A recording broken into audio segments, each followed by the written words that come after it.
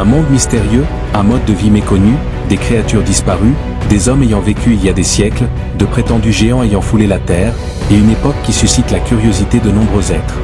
Il s'agit bien sûr de l'ère prédiluvienne. La Bible relate cette période antérieure à l'ère louvite dans les premiers chapitres de la Genèse.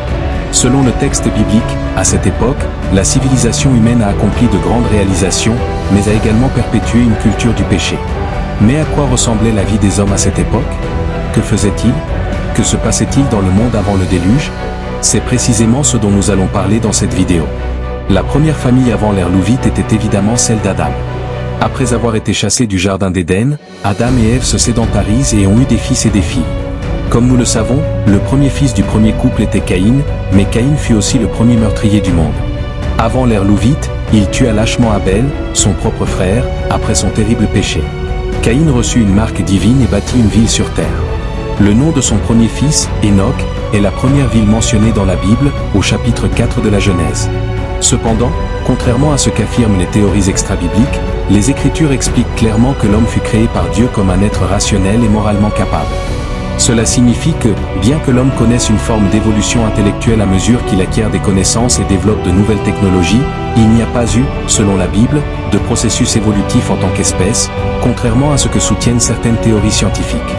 Cela devient très clair lorsque l'on examine les récits bibliques de la période prélouvicienne, car il est dit, Caïn, le premier être humain né sur terre, était suffisamment développé pour bâtir une ville, et ses descendants, à leur tour, furent à l'origine de grandes inventions, par exemple avec Jabal-Jubal et Tubal-Caïn.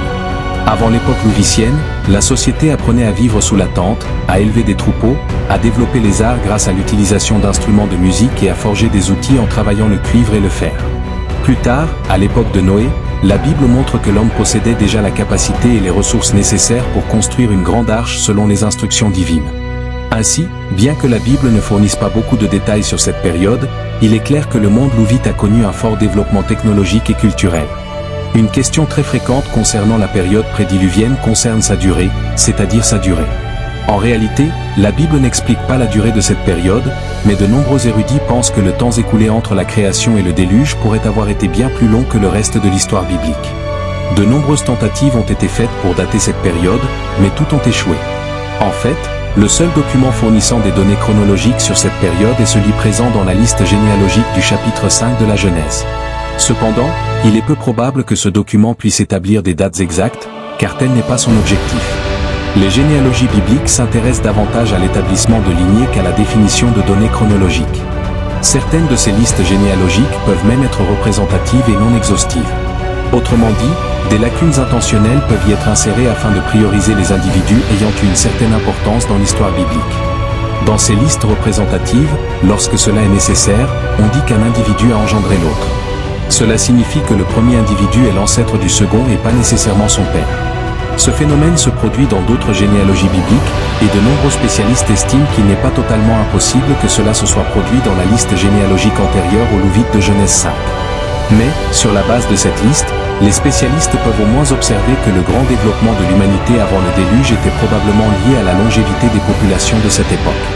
Il n'y avait qu'une seule langue, et Dieu a permis aux hommes de vivre des siècles. Cela a certainement joué un rôle fondamental dans le développement technologique de cette période et dans la transmission de l'information. Certes, il existe d'autres interprétations concernant la longévité des peuples ayant vécu avant le déluge, mais l'interprétation la plus traditionnelle et largement acceptée par les érudits chrétiens est celle qui interprète naturellement le texte biblique, qui rapporte que ces peuples ont réellement vécu des centaines d'années. Je m'intéresse ici, bien sûr, à ce type d'acte se produit dans d'autres généalogies bibliques, et de nombreux spécialistes estiment qu'il n'est pas totalement impossible que cela se soit produit dans la liste généalogique antérieure au Louvite de Genèse 5. Mais, sur la base de cette liste, les spécialistes peuvent au moins observer que le grand développement de l'humanité avant le déluge était probablement lié à la longévité des populations de cette époque. Il n'y avait qu'une seule langue, et Dieu a permis aux hommes de vivre des siècles. Cela a certainement joué un rôle fondamental dans le développement technologique de cette période et dans la transmission de l'information. Certes, il existe d'autres interprétations concernant la longévité des peuples ayant vécu avant le déluge, mais l'interprétation la plus traditionnelle et largement acceptée par les érudits chrétiens est celle qui interprète naturellement le texte biblique, qui rapporte que ces peuples ont réellement vécu des centaines d'années. Je m'intéresse ici, bien sûr, à ce type d'interprétation. Mais s'il y a bien une chose qui a marqué la période prédiluvienne, c'est bien le péché. La Bible dit que le mode de vie pécheur adopté par Caïn s'est rapidement répandu dans tout le monde prédiluvien. Par exemple, Lamech, un descendant de Caïn, fut le premier. Le premier à adopter la polygamie dans les pages bibliques, outre son double meurtre, s'enorgueillissant de sa cruauté, comme nous le lisons dans Genèse chapitre 4, entre les versets 18 et 24. Caïn lui-même, après avoir tué Abel, non seulement ne s'est pas repenti, mais a également estimé que le châtiment divin qui l'avait frappé était injuste. Dans Genèse chapitre 6, la Bible affirme encore qu'avant l'Ouvite, les fils de Dieu se sont mêlés aux filles des hommes. Il est vrai que certains interprètes affirment qu'il s'agissait d'un mélange entre êtres spirituels et humains. Autrement dit, les anges déchus auraient eu des relations avec des femmes sur terre. Mais la plupart des spécialistes s'accordent à dire que l'interprétation la plus conforme au texte biblique est celle qui affirme que ce mélange était en réalité la dégénérescence humaine favorisée par les relations entre personnes pieuses et impies, de sorte que l'impiété s'est rapidement imposée et a caractérisé toute cette civilisation. Cela signifie qu'à cette époque, la lignée pieuse de cette était la branche de l'humanité qui préservait la connaissance de Dieu, mais au fil du temps, cette lignée s'est mêlée à la lignée perverse de Caïn, et la dépravation spirituelle a atteint des limites intolérables. De ce mélange sont même issus les Néphènes, hommes vaillants et célèbres dans l'Antiquité. Mais à l'époque prédiluvienne vivaient aussi des personnes véritablement dévouées au Seigneur. Abel, par exemple, fut le premier martyr dont la foi resta un exemple, même à l'époque du Nouveau Testament. Enoch, lui aussi, entretint une relation si étroite avec Dieu qu'il finit par être enlevé pour échapper à la mort. Enfin, c'est à cette époque que Noé naquit, grandit et se développa en tant qu'homme.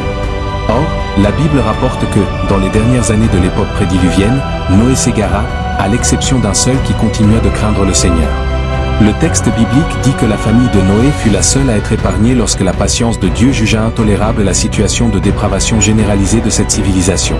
C'est ainsi que cette période prit fin, avec le déferlement de la colère divine et la destruction de la terre. La situation était si complexe, le mal était si grand que l'auteur biblique a décrit le mécontentement divin envers l'humanité à travers la figure de la repentance, affirmant que Dieu s'était repenti d'avoir créé l'homme. Dans le Nouveau Testament, l'apôtre Pierre décrit ainsi la fin de l'histoire avant le déluge, le monde périt alors sous les eaux du déluge. Cependant, tout ce qui s'est passé alors nous sert d'avertissement. En effet, le Seigneur Jésus-Christ lui-même a annoncé que, dans les derniers jours de l'ère actuelle, le mode de vie d'avant le déluge se répéterait. Chacun vivra selon sa propre volonté, selon ses propres désirs, festoyant, faisant la fête et entretenant des relations, mais tous seront trop occupés pour répondre à l'appel divin à la repentance. Ainsi, tout comme pour la génération précédant le déluge, les hommes n'ont pris conscience de leur réalité qu'avec le jugement de Dieu, sans possibilité de retour en arrière. Jésus a même illustré ce moment en disant que, tout comme dans le monde luvien, les méchants furent emportés par les eaux du déluge, dans les derniers jours, les hommes impénitents seront également enlevés de ce monde par le jugement de Dieu. Maintenant, écrivez dans les commentaires ce que vous pensez du monde prédiluvien. Si vous avez aimé cette vidéo, abonnez-vous ici sur la chaîne si vous n'êtes pas encore abonné et si vous souhaitez approfondir vos connaissances bibliques. Abonnez-vous maintenant.